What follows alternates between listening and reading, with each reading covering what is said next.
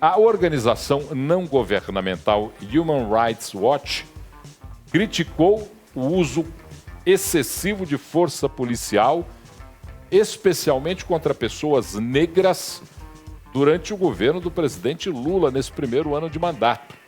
O relatório fez menções também a direitos indígenas e das mulheres, além de avaliar medidas para o meio ambiente.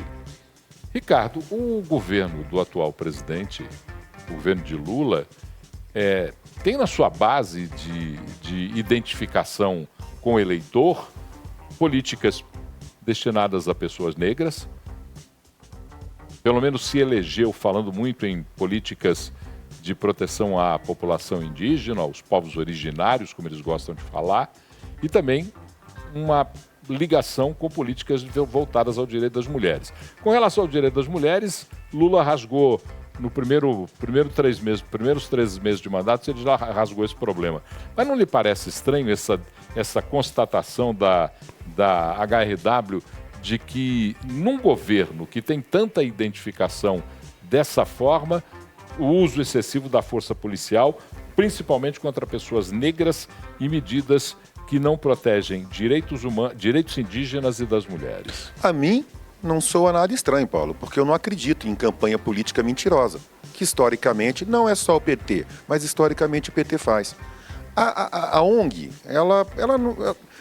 eu tendo a não dar muita importância para a ONG, sabe? Apesar de essa ser uma ONG muito respeitada no mundo inteiro.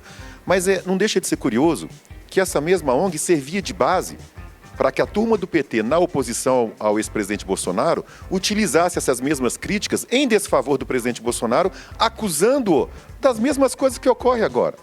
Só que isso é uma questão histórica, independentemente do governo. Era o uso, era má-fé, era um uso desonesto, intelectualmente falando, desses dados. No caso, Paulo, com relação à violência contra os negros, isso é fato. Cerca de 65% dos mortos pela polícia no passado eram negros. E se você fizer a comparação com os dados do IBGE da população negra do Brasil, que é em torno de 52%, nós estamos falando em 30% acima de mortes contra negros, mortes de negros.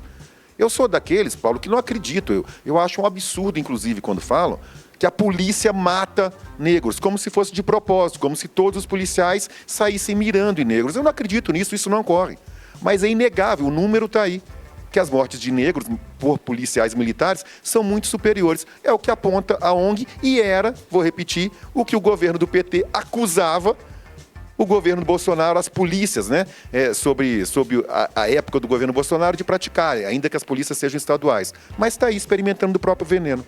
Não lhe parece estranho isso, Luiz? É um governo que tem tanta identificação com essas populações, está sendo avaliado de agredir estas populações? Eu não acho estranho não, Paulo, porque você inclusive usou uma expressão que a turma ligada ao governo Lula, ao governo do PT, é uma turma muito próxima desses temas. Eu não acho que é próximo, eu acho que eu não acho que eles têm proximidade, eles têm apropriação. Existe uma apropriação dos temas. Muito bom. Tomam como se fossem temas exclusivos dessa ala da política brasileira, o que não é verdade. E essa apropriação, muitas vezes ela é só no papel e outras tantas vezes ela é só na campanha. É um problema histórico que o Brasil tem. A violência policial não é por culpa do policial, é muito mais por culpa do Estado, é por culpa da falta de estrutura, da falta de condições de trabalho, da falta de treinamento. Tanto que a Polícia Mineira, por exemplo, para quem foi dada uma atenção melhor durante alguns anos, nos últimos anos, ela é uma polícia mais preparada, menos violenta e com resultados mais efetivos do que, por exemplo, a Polícia do Rio de Janeiro. Então não surpreende que exista essa observação. Só lembrando quem está em casa que a ONG Human Rights Watch, ela realmente é uma ONG respeitada, como o Kertzmann muito bem lembrou, e ela não tem nenhum tipo de ingerência, né, sobre a política de segurança pública ou nenhum tipo de política brasileira. E mais uma coisa, Paulo, que eu acho que é legal destacar, acho que mais uma vez, gente, antes da gente sair por aí berrando em rede social contra ou a favor, ou seja o que for, em relação a direitos humanos, vamos tentar entender o que são os direitos humanos, né? Direitos humanos não é defender bandido. Aí, tá lá defendendo bandido, falando que a polícia bate. Não é isso, vai muito além disso. Se discute muito mais profundamente as raízes dos problemas estruturais, raciais e de segurança pública nos países todos ligados à ONU, não só no Brasil. Então não vamos falar bobagem sem saber exatamente do que se trata, não, porque a gente acaba discriminando uma área importante da vida das pessoas, que são os direitos humanos, que serve para mim, serve para você que está nos ouvindo, serve para o Paulo, para o Kertzmann, que não tem nada a ver só com defender bandido, tem muito mais do que isso. Luiz, achei para lá de pertinente sua colocação sobre apropriação, né? Que é uma apropriação indébita que o PT historicamente faz. Repito, não é só o PT também não, mas há uma apropriação indébita dessas bandeiras, sabe, Paulo? Que você acabou de falar de defesa dos indígenas, das mulheres, dos homossexuais, etc. E a gente sabe que isso tudo é campanha. Como foi campanha e é uma apropriação indébita o evento ocorrido em Brasília, 8 de janeiro, quando o presidente Lula se arvorou a ser ele e o PT os garantidores da democracia no Brasil. E, evidentemente, isso não é verdade. Não é só. Mais uma prova, é mais um gesto de apropriação indébita. O Lula e o PT não são garantidores de nada.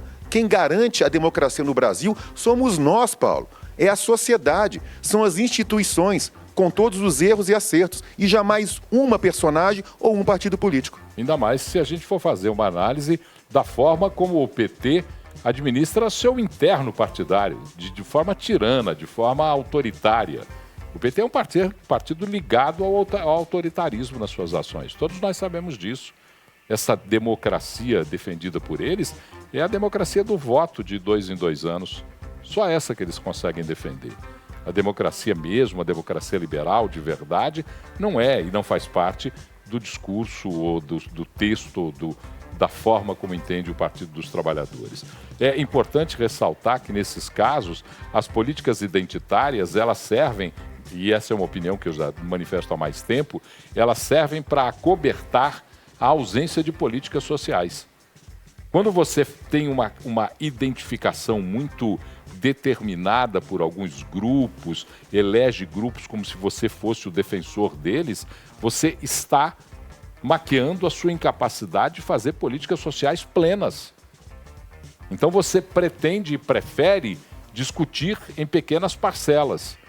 E isso também é uma desonestidade com os eleitores que fazem parte desses grupos e que não se atentam a essa desonestidade. Porque eles acreditam, se sentem representados e na hora de serem representados eles não encontram essa representação. Essa é a grande questão.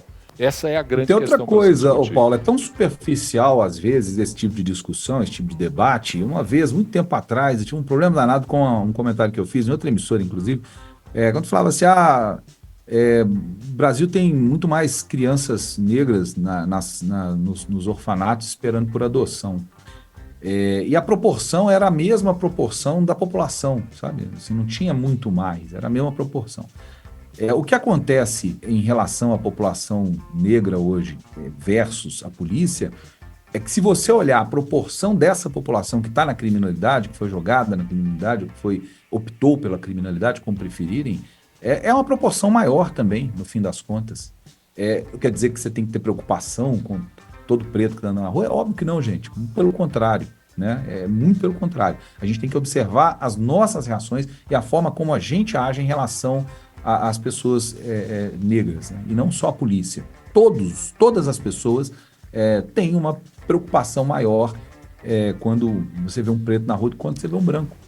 E isso é cultural, é nosso, é cultural. Isso tem que mudar na raiz. Não é mudar na instituição polícia, tem que mudar na educação básica, tem que mudar na percepção que a gente tem da nossa própria sociedade. Então é muito hipócrita a gente deixar de discutir isso e discutir só superficialmente que estão morrendo mais. Sim.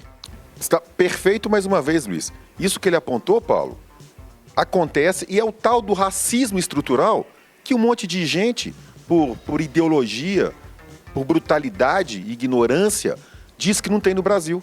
Isso é verdade, Paulo. Infelizmente é verdade. São duas questões que o Brasil tem que encarar. Primeiro é a desigualdade dos cidadãos. Nós somos um país extremamente desigual. Aqui os ricos ficarão cada vez mais ricos e os pobres ficarão cada vez mais pobres. Essa é uma desigualdade social escandalosa. E a segunda é esse racismo, esse segregacionismo estruturado. Isso faz parte, infelizmente, faz parte da cultura do nosso povo. Inclusive, dentro da desigualdade, há essa desigualdade. Se você pegar todos os números das camadas mais pobres da população, os pretos são mais pobres ainda. São mais desiguais, mesmo nas camadas. E essa é uma realidade. São números. Que tem que ser discutida com franqueza, com transparência. E uma outra coisa, e nos Estados Unidos também, a polícia mata mais negros, não é uma questão só daqui do Brasil. Isso acontece menos, por exemplo, na Alemanha, na Noruega, na Dinamarca, por motivos óbvios. E acontece mais nos Estados Unidos, acontece mais no Brasil, provavelmente em todos os países dessa faixa latina aqui das nossas Américas, incluindo os Estados Unidos e Canadá. Porque nós temos mais pessoas pretas na criminalidade, na miséria e precisando de atenção do Estado, atenção que não tem programas para que eles consigam sair dessa situação. E outra coisa, Paulo, por que na Noruega, por exemplo, não se discute a questão dos presídios, né? Se os presídios recuperam ou não recuperam? Porque o sistema lá recupera, efetivamente. Recupera mais de 70% de quem está preso. Por que a gente discute isso aqui? Porque a gente não recupera. Então, todos os problemas que a gente discute, e quando a gente leva esses assuntos, como está sendo colocado agora pela Human Rights Watch, só de forma superficial, eu acho que atrapalha o desenvolvimento, porque a população foca no negócio e deixa de pensar como um problema estrutural do país. Olha, o Daniel Luiz diz, vai mudar as leis? Parece que não, então não adianta nada. Ele é de Poços de Caldas. O ministro não tem essa função para mudar leis. Quem muda as leis são os parlamentares, os deputados, senadores que mudam as leis do país, os deputados estaduais que mudam as leis estaduais e os vereadores que mudam as leis de cada município. São os legisladores, é o poder legislativo. O ministro não tem essa expressão.